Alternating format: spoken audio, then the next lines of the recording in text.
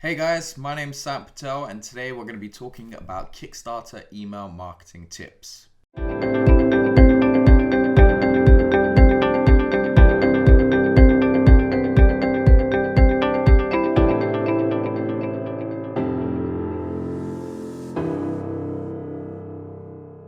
So, today is all about Kickstarter email marketing tips. A number of campaigns create really big email lists but don't end up getting the conversions.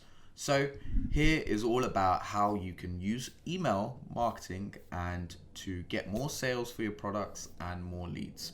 So, let's get into it. Number one is all about the way you're generating these emails in the first place. So a number of companies, number of businesses, they're not collecting the first name and email address. It's so much better to be collecting the first name when you're generating emails. Think about it from your own perspective. You've got hundreds of emails in your inbox.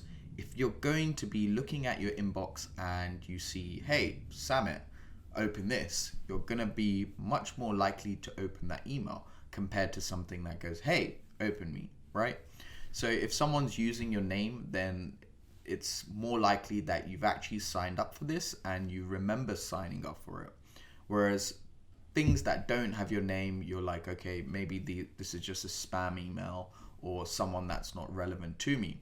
So if you include the first name and collect the email address, this will not only lead to higher open rates, but this will also mean a better quality lead because people that provide their first name and email address are much more interested in your product.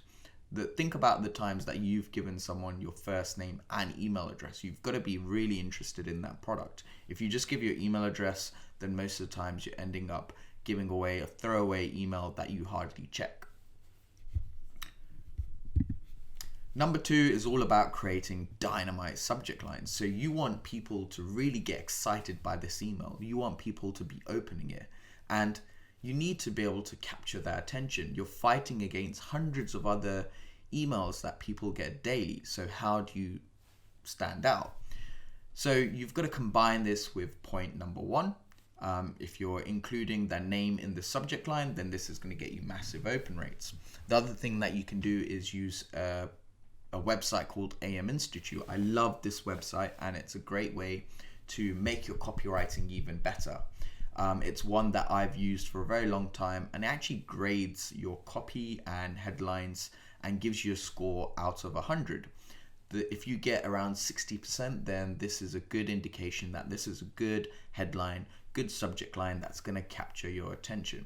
Also think back to, what's going to get people's attention? How's it going to get people to open up my emails? If you think about articles and things that you read, look at this. Another thing that you can do is also copy competitors. Look at what competitors are doing, how they are landing in your inbox and what subject lines they're using, because some of the times you don't have to A/B test this.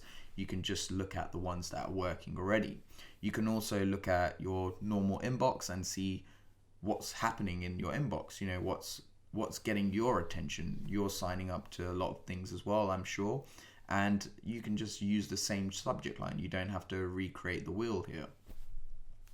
The best thing to do is keep A/B testing your different headlines. A/B testing is just sending out emails to certain batches of people and seeing which headline leads to higher open rates. So if you're sending an email that says, hey Samit, open me, you see that email's generated 50% open rate. But then you send another email that says, yo, it's me, then that one's generated 20%. Then obviously you realize that the first subject line that you used is the winner, and you can create a bank of all these subject lines that you've used, and whenever you send out a new email, you can just use these in the future.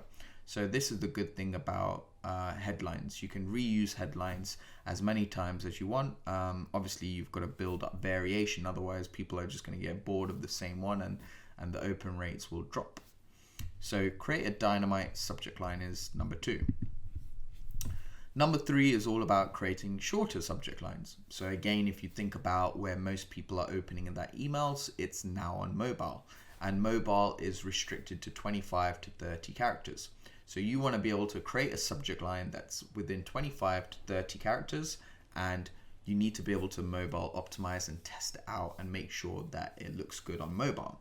If you've done this, then you're going to get a lot more open rates. A lot of people generally try to create a really long subject line and it just gets cut off, and people can't get across what they're trying to say within this subject line. So keep it nice and short and you'll see much better open rates.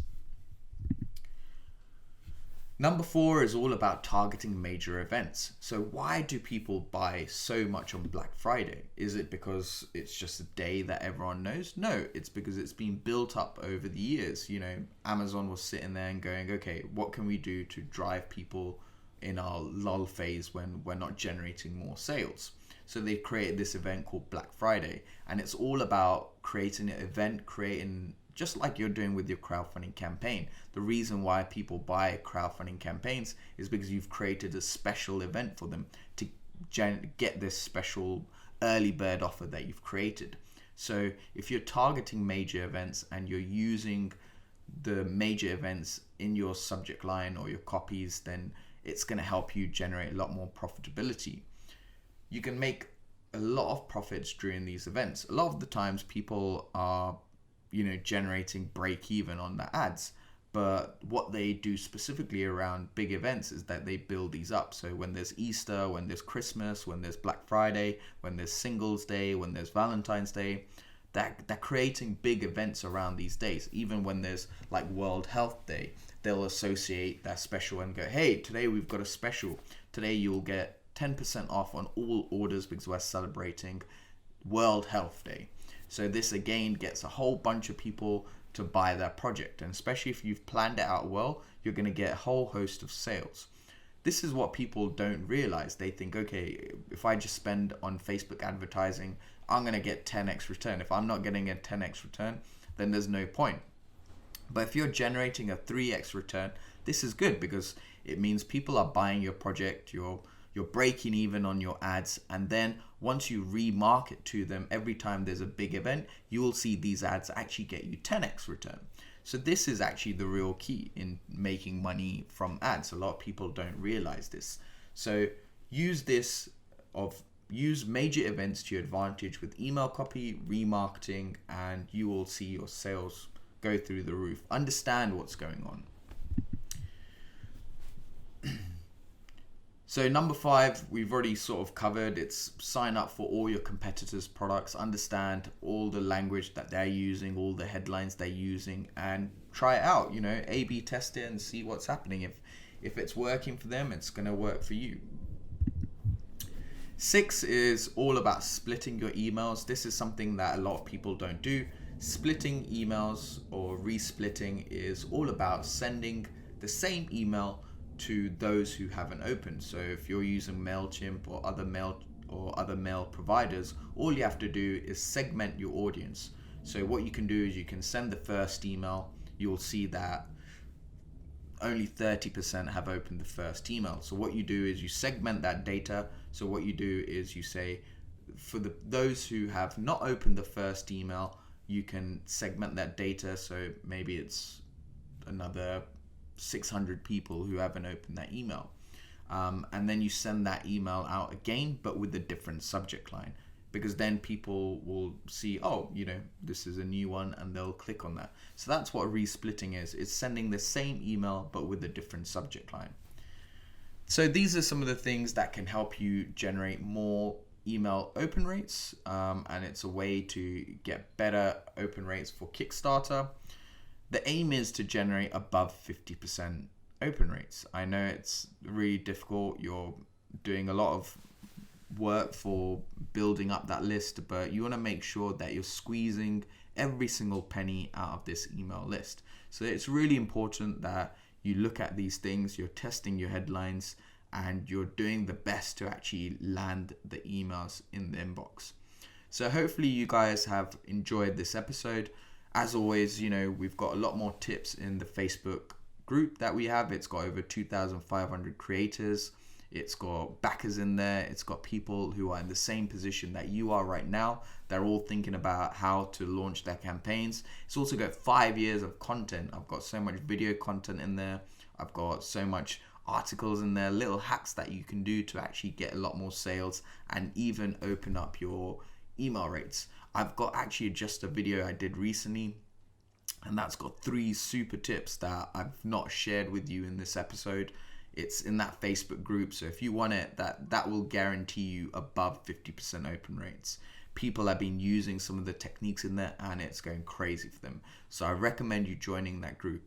Also, for those of you that are looking at Facebook ads, I've got a book on Amazon that can explain very easily how to set up ads, how to make them, how to get a lot of leads for your product. So I really recommend checking out the comment section and checking out the show notes. So do check that out, and I will speak to you guys in the next episode. Speak soon, guys. Thank you.